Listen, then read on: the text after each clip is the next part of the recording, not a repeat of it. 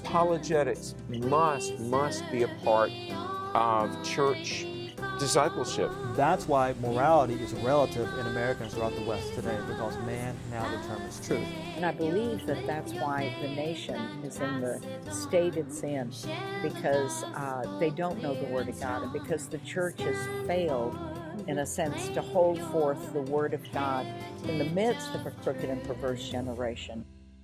Welcome to Heritage of Truth. Today our guest is Tina Griffin, otherwise known as the Counter-Culture Mom.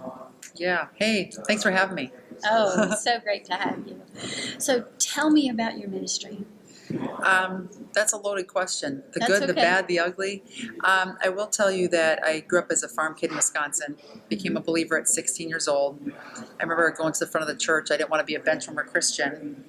And so I had the grandiose idea at the age of 20, I'm going to go out to LA and share my love of the Lord with celebrities, because I'd already seen when I was 16, 17, celebrities living, promoting the drugs and alcohol and dying and drinking and driving accidents and all the rest. I'm like, man, I really want to go talk to celebrities, invite them to church. Here I am, naive at 16, 17 years old. Let them know that Jesus is the answer, and I want to have them have an impact on the rest of my friends, because so many of us looked up to celebrities, and this was 20 years ago, Right. that weren't half as bad as they are today, and I was still concerned. So I've always had that concern for other people, especially influencers.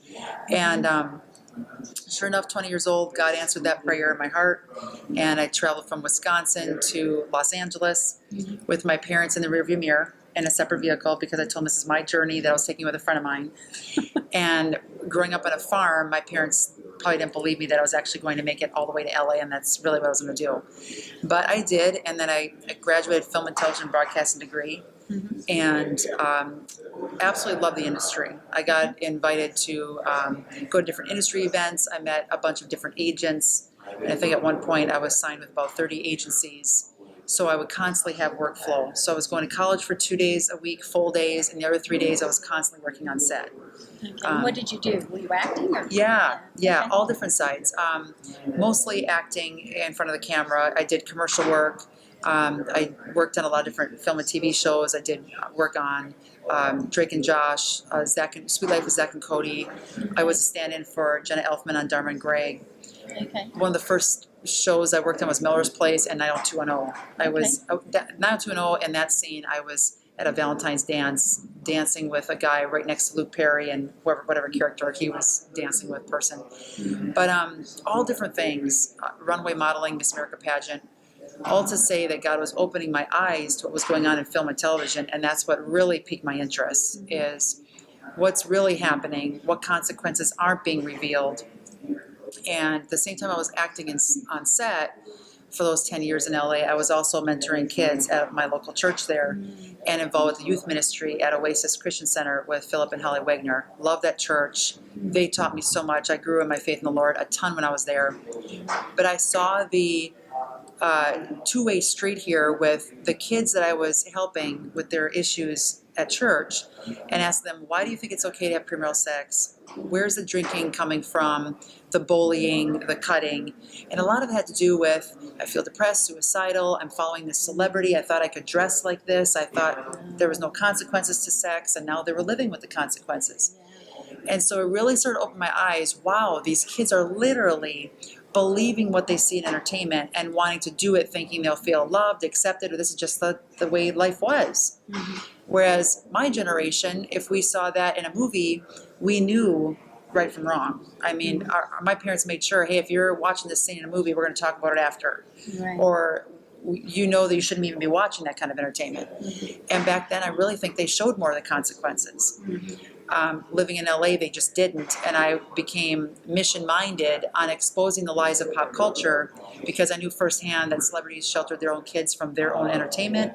I knew that a lot of them only let their kids watch positive entertainment. I mean, Madonna has even said in countless interviews over the years, she looked at everything that came into her home, from TV shows, video games, magazines, the internet, whatever her kids were involved with, she went through it first and monitored. That's huge to me. Steve Jobs did not let Apple devices in his home. That's a huge eye-opener to me. Wow. Kate Winslet doesn't let her kids do social media. That's a huge eye-opener to me. And by seeing all these celebrities that sheltered their kids and want the best for their kids, and yet the kids that I was seeing and now that I have are being exposed to all this stuff, I can't remain silent. And that's where Counter-Culure Mom came in.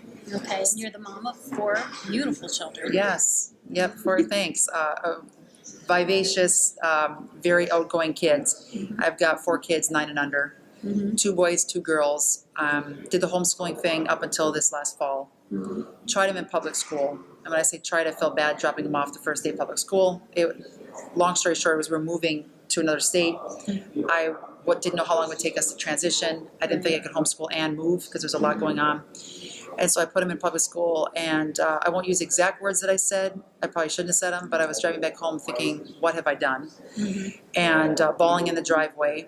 And 2 short months later, almost 3, now I'm homeschooling again. And missing it, loving it, but it is a lot of work. I mean, you're putting a lot of time in there, but at the same time, my free time is burned up on pursuing the ministry that God's called me to do for the last 15 years, which is Counter-Culure Mom. And tell us how people can find Counter-Culure Mom. Yes, I know. It's like you remember Counter-Culture it, Mom. but it's hard to spell. I'm like, what should I put? CCM? I mean, what do I use here? You can go to counterculturemom.com. It's a website. On there, I've been blogging for about, I think, 10 years now. It has a lot of great, fresh content constantly on there.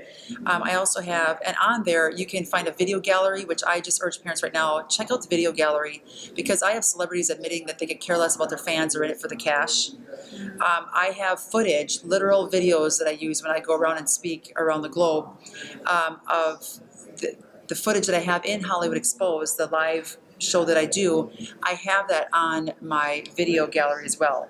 I also have a YouTube channel where I have a Moms Beware playlist where I give quick little tidbits. Hey, did you know this is in media? You want to watch out for this. YouTube playlist, I talk about the dangers of different things, like when kids jump on and look up Disney cartoon characters. They have a lot of different spoofs that kids think are real, but it's really sexual graphic content with Spider-Man, Anna, Elsa, Disney characters. They leave nothing to the imagination. It's really gross sexual content. Well, I have a 2-minute video on there about that and about what apps are out there that are safe for your kids. From great entertainment to stuff you want to steer clear from, I want to help parents safely navigate through it, because a lot of parents are fried, frustrated, and don't have time, don't know where to go. And that's just what I've been doing, is researching, and then I spit that content back out where parents in a couple minutes know what's going on and what to watch out for. But all of that is on my website, and I have a lot of social media channels. I also have a 4-page PDF guide that parents have been downloading a lot over the last year since I built it. I should have had this done 10 years ago, honestly. I would speak at a parent presentation. I see moms frantically with their pens writing down what I'm saying. I'm like, man, I want them to watch, not worry about that. And God's like, hello, write it down for them, make a guide. I'm like, hello, it's simple. And so to get that guide, you text the word media guide, no spaces, to the number 44222. So media guide, no spaces, to 44222. And then your phone will, it'll pop up a text message in there saying, hey, I need your email. You put in your email address, and then within a minute, you have this 4-page PDF guide in your inbox that will help you do a pop culture purge. I have helplines on there if your kids are involved with cutting, suicide, or you know someone who is. And I've got positive, fun comedians on that list. I've got 300 family-friendly movies, a ton of positive, family-friendly video games, so you can keep weeding out the negative. And I also have rating system information on that. You can weed out the negative and put the positive entertainment in there. So it really makes it a lot easier for parents to know how to start by going through this guide. PureFlix is on there, Covenant Eyes, that'll help for guarding your computer so your kids don't see pornography on the computer. A lot of great advice and content in that guide to help parents. What you do almost seems like it wouldn't lend itself to a book because it's constantly changing. I still want to do a book. I think you should do a book. The book's been in my head for years. Honestly, the book's pretty much done. I mean, if I just write down what I say from stage, the book's done. It is constantly changing. But what I have in my mind, I'm going to just not sleep for a couple weeks and I probably have it done, is I want to do a series of books. So they're really small and thin. Could be a 30-minute read for a busy parent. And if their issue is video games, they pull out my little video game pamphlet that can fit in the back pocket. Right. If it's apps, what's the latest with Snapchat, I'll have a Snapchat thing, or positive apps to put on there, Right. or ways to filter, have certain settings on certain apps that your kids have. So like Snapchat just came out with Snap Maps, which means your kids, if they have Snapchat, which kid doesn't today, they could be found by a pedophile within minutes, seconds, because if they don't have their app in ghost mode with the maps part of it, anybody can track your kid down at the moment that they're walking down the street. They know where they are every minute of the day, even in your home. The pedophile will know where you live. So I think it's very important that we make sure it's in ghost mode. All those little tips would be in those little pamphlets of books that I would have for a series that I really need to get out there. Yeah. That's great. That way it's easily digestible, and the parent can grab the book that pertains to the issues that they currently have. There's a lot of stuff in the works. I really, honestly, if you're watching this and you're like, man, this is so awesome. I agree that pop culture, what's going on today, I want to help.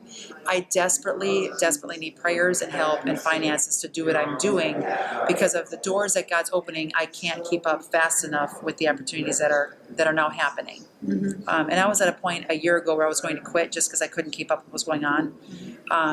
But I can't, and I'm just praying if you want to help, if you're good at blogging, if you're great at social media, if you're great with editing video content. I also host a show called Hollywood Insider. They have different guests on talking about these social media things, and also advertising upcoming movies that are great. I just have different guests on to help parents know what's going on with pop culture. I need help editing shows. So, I mean, there's a lot going on that I need help for. Last year I hit burnout just because I was doing all of it myself. Yeah. That's hard. It's hard. That's hard. And maybe you could even find a college student who wants to kind of intern. I would love that. If you're a college student watching this, you're great with media, this type of stuff, and you believe that you have a talent that God gave you to make a difference for this, and you want to see kids' lives change, and I will tell you, they will change when they get this content. I could tell you story upon story of lives that were spared, people that stopped cutting premarital sex. They ended and waited till their wedding day. I've gotten flooded with emails over the years. This message definitely changes lives, and that's why I can't stop doing what I'm doing. And if you want to be a part of that, please let me know, because they could jump on in a heartbeat. And you go to counterculturemom.com and email me right through my website. Right. One of the things that I noticed on your website very recently, you put up a video about this whale. I knew you were going to ask me about that one. Yeah. So what I do is each week I have a different guest on, like I was sharing with Hollywood Insider. I then write a blog post about it, and then I put it out on my blog so people can share it and watch the actual live segment. That show was shot a couple of months ago. There was a family down in Texas who lost their son on July 8th last summer from, he was one of the first victims of the Blue Whale Challenge. It was a 50-day challenge through an app called Blue Whale. You can also get it online looking up Blue Whale Challenge. And the 50th day of that challenge, the gamers ask you to commit suicide. And the developers of this app think they're hilarious. They've already admitted to killing over 130-some people. And I just wonder if it's not in the thousands. It's just that a lot of times when suicides happen in the U.S., and it's the second top killer among our teens today is suicide in our country. I question over the last year or two, when Blue Whale Challenge came out, how many of those suicides are actually directly linked to doing this deadly game. And I have warning signs that are in that blog post. So if you scroll down just a little bit, you'll come up with that episode, and you'll be able to watch it with your kids. Definitely watch it with your spouse. But this family opened up their heart and home to letting me interview them days after their son died, to make sure more parents are aware of this challenge, this deadly challenge, and also what the warning signs are. Yeah. A lot of parents don't know this stuff exists, and the bummer is they're finding out after it's happening after the fact. They're discovering after their kids are already 40 days into it or already committed suicide. One mom that watched that episode, her daughter was on day 49. The very next day, she was going to take her life. Oh my goodness. And as a result, of course, got counseling, and her mom's like, she has that, she did that, she has a whale carved in her arm, she's writing this down, she did drink bleach. I mean, it's the crazy. She is up at 4 a.m. watching horror flicks. So she put the pieces together in her mind. She's like, you've got to be kidding me.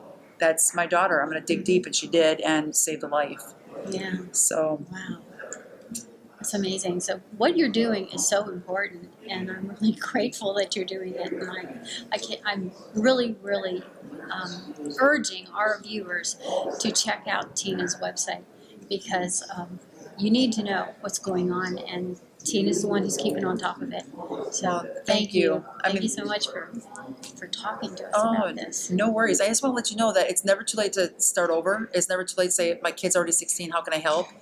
And it's never too late to start being transparent in sharing your own stories. I've had a lot of moms and dads over the years thinking, how can I tell my kid to not drink or not have premarital sex if I did?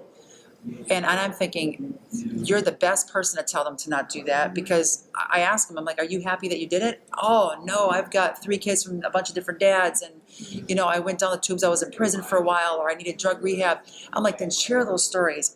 And if parents are transparent with their kids, when their kids have an issue or a question about a life critical situation, they're going to run to the parent first, because they know they can trust them. They know that they're going to have the advice they need, and they won't go to Google, Snapchat, or ask a friend in school that is being fed lies in our culture, and will lead your kid down the wrong path. I mean, your choice is to say it's too late, my kid's 16, he's not going to listen anyway, or to say, you know what, I'm going to give it a shot, because if I don't, that my son might not be alive next week. And God will see it through. My husband should have been dead in his early 20s, but his mom prayed for him for a good 5 to 10 years, didn't even know where he was. And he's alive today, thriving for the Lord. And this guy he tried to commit suicide, he should have died. So there's always hope, and there are a lot of positive entertainment options out there. It's a matter of a lot of our news media outlets that are secular, that don't want to pump out the positive, don't want to advertise that because it's taking away dollars from their drug-infested drive-by shooting lyrics. And so they don't want competition. And so they won't share the positive options, but in that media guide, they will get it. Okay. So a lot of great stuff, and I'm willing to speak anywhere as well. I do seminars all over the place. So Okay, I I've live got in one the question for you. Uh-oh. What do you do with the thing with when teenagers say, my friends understand to be better than my parents? I would dig deep, and there's 2 things I want to for sure cover on that. Find out with your kids if they're saying, hey, you don't understand me as well as my best friend at school. Ask them, why do you think that? What is causing you to think that I don't understand you? It might be that we're not a good listener. It might be that we're not making the time. And she can always go to her best friend in school. He can always talk to his buddy during football practice, and we're just not making the time for our kids. It might be that when our kids are talking to us and asking us questions, we're saying, don't do that, but we don't teach them why they shouldn't do it. So they don't understand what we're saying because we're not actually teaching them, we're telling them don't do something. It might be the fact that we are not living the lifestyle that we want our kids to live. It might be that we're actually ingesting the very same content or doing the things that our kids want to come to us and talk to us about, and so hence they don't talk to us, they're talking to their friend at school. It's going to be primarily one of those reasons. And it might be that if our kids are asking us a question, we're not fully listening. We might be thinking about something else. We might be distracted on our cell phone. We might not take enough time to dig deep enough. And so that's where my kids are 9 and under, so I haven't had many long car rides with my kids. But I find myself saying, hey, hang on a second. Okay, you got 1 minute. Quickly tell me what you want. I do that, and I've got to stop doing that. It's a good reminder to me that I need to make the time for my kids and go deep.